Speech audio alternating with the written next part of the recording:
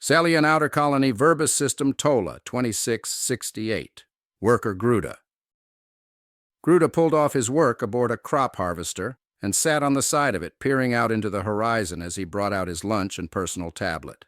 He ate a breaded meal with vegetation, artificially concocted meats in the center, and a drink brewed from mildly stimulating beans. Gruda worked the fields and was currently harvesting wheat crops for the local processing plant. He was one of the few working within a few square miles, as his section recently lost some workers due to personal issues arising from the core worlds, so they were finding it difficult to fill the positions. "Just about halfway done, and I'll be done for the day," he said, taking another bite and loading the latest in Celian news. There were reports in the Lassus system of automated worker drones going haywire, killing several pedestrians at Lassus Station.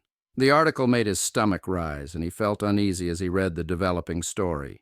He was glad he worked with a relatively low-tech vehicle. It was simple to work on and use and didn't utilize many wireless systems the more advanced companies used. He was an avid browser of forums online about space and would read numerous articles about the Terrans. He was always skeptical of propaganda from the Council whenever they issued live broadcast statements. The latest one, however, didn't stick right with him. The Council issued numerous statements about a growing threat from their outermost colonies, his colony included. Since he was young, he was always reserved about fighting for extermination, as said in a previous statement sometime last year. When an alarm rang, he continued his work in the harvester until night fell, and he returned his work belongings. Gruda lived far from the town in a modest home in the hills. When night fell, only the moon illuminated the sky. His night routine was minor. He bathed, ate, and read on the forums. He led a simple life and went to bed.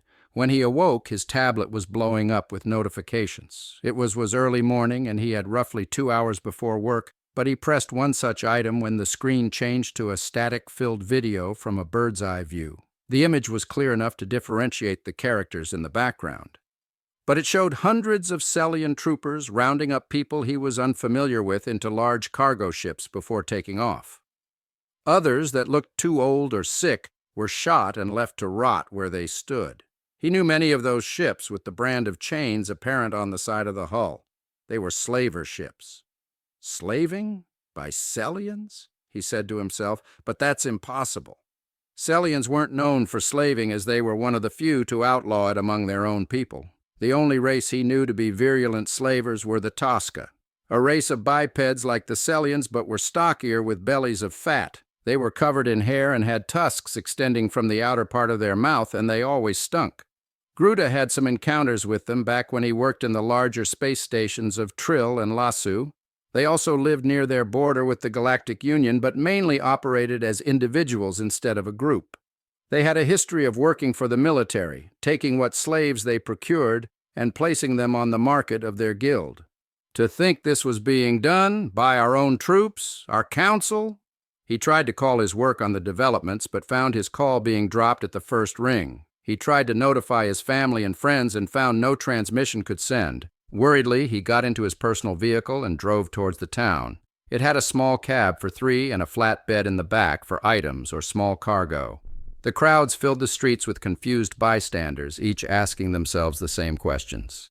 Gruda made his way to his work, where members began to convene. Many just woke up and came to the work office with nothing but their sleepwear. "My device was blowing up, then when I opened them, I came straight here," one said, followed by another. "I tried calling a friend from Lassus, but nothing went through. Are the relays under repair? What is the military doing?" Gruda asked the group. He knew Verbis was a staging system for their ships, and the planet they resided on, Tola, was a well-known military planet. Much of their communications were also routed through them, so they were primarily responsible for its maintenance. A display on the wall had come to life in the main office, and a disembodied voice spoke in broken Celian until it eventually gained clarity. The image on the screen was just a cluster of dots and squares in a circle that reacted to the voice. "I am Athene. Your communications are under my control, and your navy has been destroyed. Surrender or become collateral." There was austere silence among the crew. Some left immediately to their homes, and the rest stayed behind with the now blank monitor. "There's no way the Navy was defeated, right?" one remaining member asked. "And was that Celian? This has to be a joke, right?" "I don't know. but I have a sneaking suspicion the Council had something to do with this, Gruda responded. The messages on his device ceased a while ago, but one more message appeared on the tablet. The same happened to those nearby, and they all played the message that they had received. Instead of a disembodied voice or recirculating footage from earlier, it was a live feed. The person on the screen looked similar to them, but their eyes were small. The areas around their eye were white, and their iris was colored amber. Their skin was lightly tanned, and wrinkles were apparent, and he had small, rounded ears. He wore a small cap with the symbol of a wreath, a spread bird with a star at the top that shone with a silver luster. "Attention, citizens of Tola! I am Vice Admiral Wolf, commander of the fleet that has subdued your navy and ordered your communications to be shut down. All non-military residents are advised to return to their homes and remain indoors." The voice spoke in an accent they never heard before. It sounded similar to their own spoken tongue, but as a supplement, subtitles in Celian Common were displayed. Many did as advised and returned to their homes. Gruda took his vehicle, and as he drove through the town, chaos erupted, and all who walked the streets rushed to their homes, while others took it as a chance to loot from the local stores. Local authorities tried to curb the chaos but failed to contain it on a large scale. When Gruda made it to his house, he took what magnifying optics he had and waited outside his home. The sun had begun to make its way into the sky, giving color to the once monotone palette of the night. He was then met with a grand display of large hills, filled with tall, flowing grass that wafted to the breeze of the wind. He looked to his right within a clearing, and a large device pointed to the sky blinked a red light at 6-second intervals. It was their local ground-to-space relay, and a local military outpost surrounded it.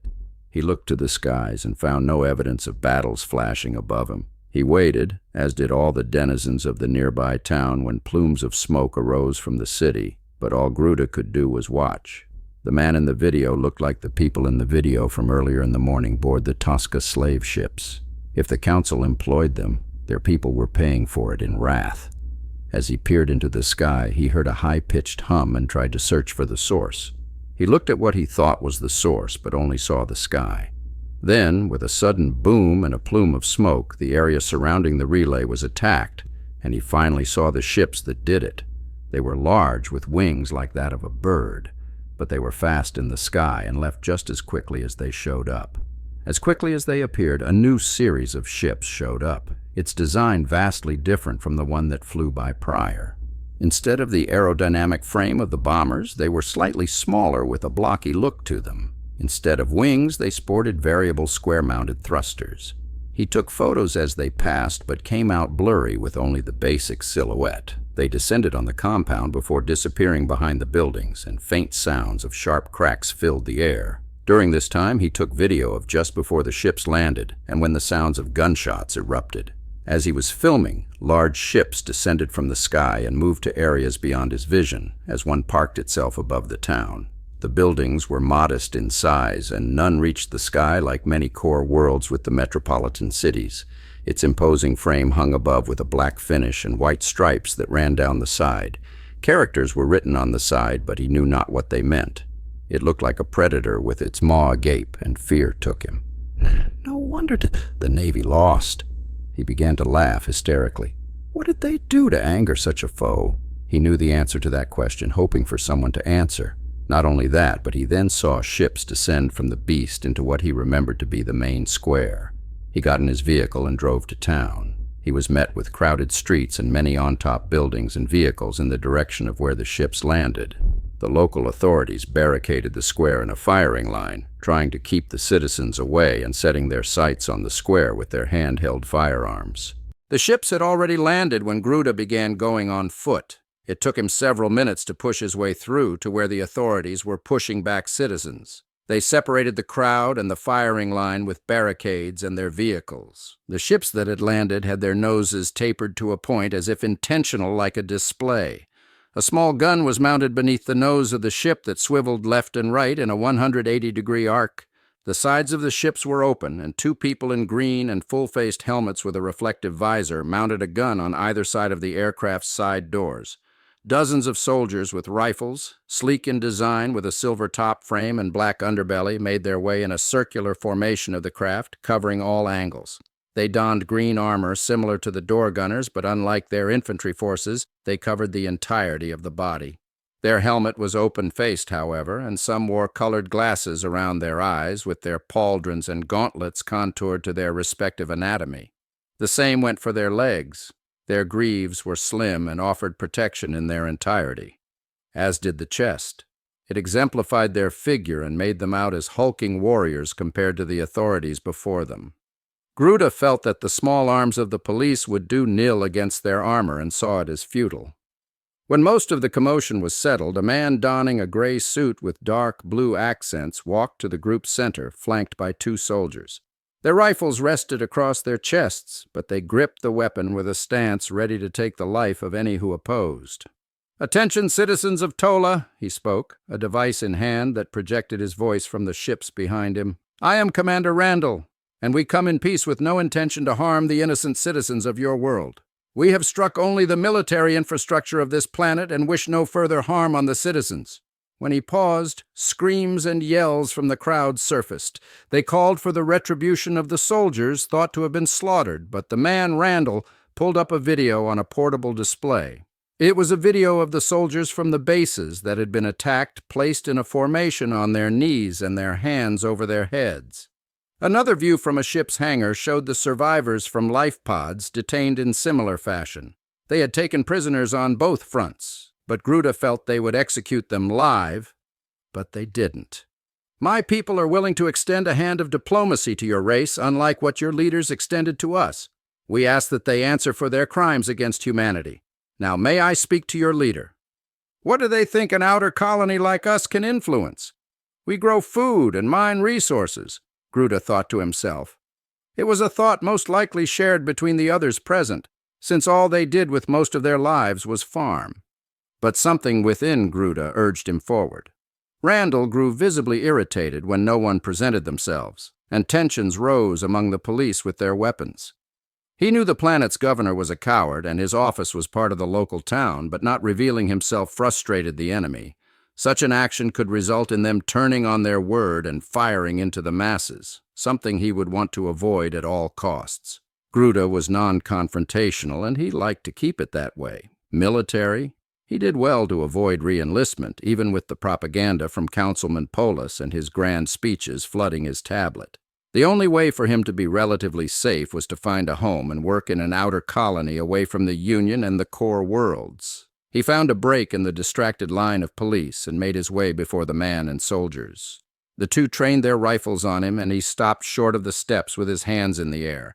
The crowd objected to him being before the invaders. "Gruda, what are you thinking?" He heard a call from behind the line. It was a coworker that he had exchanged brief interactions with, but he pulled a hand up to quell their cries and returned to the man before him. He took a large breath, unknown of what fate would bring him, but resolved himself in the face of a terrifying enemy in place of a cowering governor. He had wanted to be alone, but found that it might not be possible. Whatever the council commanded, he sought to correct it. He only needed a push. "I am Gruda, former War Chief Commander of the War Council of Celia." To Vice Admiral Wolf, report. Good afternoon, sir. The ground occupation of the so-called Tola of the Verbis system has succeeded. The Athene Protocol provided generous intel on the military installations to target and hijacking their civilian and military networks. We began with videos of their deeds to their people, contrasting the propaganda the War Council put forth.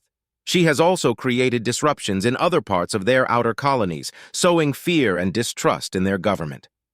To add, we have come in contact with someone who claims to have been a prominent figure in their military, and he is aboard for questioning. He claims not to be the governor, but has instead stepped in his place for diplomacy. Very respectively, from Commander Randall, end of report.